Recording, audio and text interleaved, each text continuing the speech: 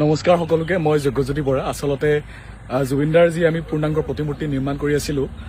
তাক লৈ আসলতে যথেষ্ট লোকে বিতৰ্ক কৰা দেখিবলৈ পোৱা গৈছে আৰু স্বাভাৱিক কথা যদিহে মানে কেনেবাকে জুবিনদাক কিবা কাৰণত কোনো লোকে বা যোনে নহওক কিয় কেনেবাকে যদি বিকৃতৰ ওপৰত উপস্থাপন কৰে তেতিয়াহ'লে হয়তো যিহেতু জুবিনদা প্ৰত্যেকজন অসমীয়াৰ বুকুৰ মাজত আছে তেতিয়াহ'লে সকলোৱে গালি পাৰাটো স্বাভাৱিক কথা কিন্তু তাৰে মাজতে মই এটা কথাই ক'ব বিচাৰো যে আমি সদায় জুবিনদাৰ যি প্ৰতিমূৰ্তি নিৰ্মাণ কৰি আছিলো তেতিয়া আমি প্ৰত্যেকজন লোকক আমি সুধি প্ৰত্যেকজন লোকৰ পৰামৰ্শ লৈ আমি কামখিনি কৰি আছিলো আৰু কিছুমান ফটো ভাইৰেল হোৱা দেখিবলৈ পোৱা গৈছে আৰু সেই ফটোসমূহ আচলতে কিন্তু আমি কৰা কামৰ মানে কৰি থকা অৱস্থাৰ ফটো আছিল বা কিছুমানে এআইৰ জৰিয়তেও ফটোসমূহ বিকৃত ৰূপ দিবলৈ চেষ্টা কৰিছে কাৰণ মানে আমি বহুতে এতিয়া কমেণ্টত জনাই আছে যে আমি কিবা মানে পাব্লিচিটিৰ কাৰণে বা আমাৰ ব্যৱসায়িক ক্ষেত্ৰৰ কাৰণে আমি এই ধৰণে মানে প্ৰচাৰ চলাবৰ কাৰণে এনেকুৱা ধৰণৰ কৰিছো আপোনালোকক প্ৰথমবাৰো বৰ্তমান অৱস্থাৰ যি প্ৰতিমূৰ্তি আছে মূৰ্তিটো দেখাও যিটো ৰূপ আপোনালোকে আচলতে দেখি আছে আচলতে সেই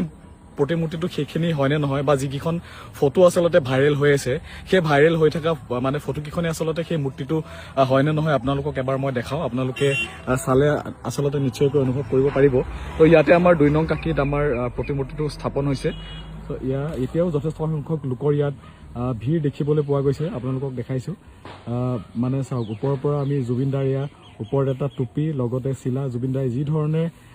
ফুলি পৰিধান কৰিছিলে ফুলি ডিঙিত বব মাৰ্লিৰ এটা লকেট আৰু লগতে জুবিনদাৰ যি হাতত আচলতে যি টেটু আছিলে সেই টেটুটো আমি অংকন কৰিবলৈ চেষ্টা কৰিছিলো জুবিনদাৰ চুলাত আৰু জুবিনদাৰ গীটাৰ যি ধৰণৰ আঙুঠি জুবিনদাই আচলতে পৰিধান কৰিছিলে আৰু যি ধৰণৰ মানে ঘড়ী পৰিধান কৰিছিলে সেইসমূহে আমি দি জুবিনদাৰ প্ৰতিমূৰ্তিটো আমি নিৰ্মাণ কৰাইছিলো আচলতে আৰু গোটেই প্ৰতিমূৰ্তিটো আপোনালোকক ওচৰৰ পৰাও দেখাম মই প্ৰত্যেকটো সাইডৰ পৰা আপোনালোকক অলপ জুম কৰি আচলতে মই দেখাবলৈ চেষ্টা কৰিছো আপোনালোকে যিকেইটা প্ৰতিমূৰ্তি আচলতে যিবোৰ ফটো আচলতে ভাইৰেল হৈ আছে সেই ফটোসমূহ এইখন ফটোৰ লগত মিলিছে নে নাই আপোনালোকে জনাব আৰু হ'ব পাৰে কালাৰ কৰোঁতে অকণমান ইফাল সিফাল হ'ব পাৰে কাৰণ যিহেতু ইয়াতে মাল্টিপল কালাৰ কৰা গৈছে আৰু খুব কম সময়ৰ ভিতৰত আচলতে কালাৰটো কৰা গ'ল আৰু মই আচলতে নিজে কালাৰ কামত থাকিব নোৱাৰিলোঁ কাৰণ যথেষ্ট গাৰ অসুবিধা হোৱাৰ বাবে বা যথেষ্ট শাৰীৰিক অসুবিধা হোৱাৰ বাবে মই নিজে আচলতে মূৰ্তিটোৰ কালাৰ কামত লাগিব নোৱাৰিছিলোঁ গতিকে অকণমান ইফাল সিফাল হ'ব পাৰে যদিও আপোনালোকে জনাওক কেনেকুৱা ধৰণে আমি কৰোঁ আমি গোটেই প্ৰতিমূৰ্তিটো আমি এক কালাৰ কৰি দিওঁ নে আমি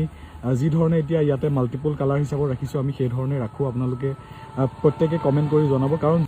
জুবিনদাৰ অকল কেৱল ঘৰখনৰ নাছিলে জুবিনদা মানে গোটেই অসমবাসী আছিলে গতিকে গোটেই অসমবাসী ৰাইজক সুধিব বিচাৰিছোঁ যে আপোনালোকেও মতামত জনাওক যে কি ধৰণৰ কালাৰ আচলতে জুবিনদাক কৰোঁ তো আমাৰ চব চাইডৰ পৰা এনেকুৱাই দেখা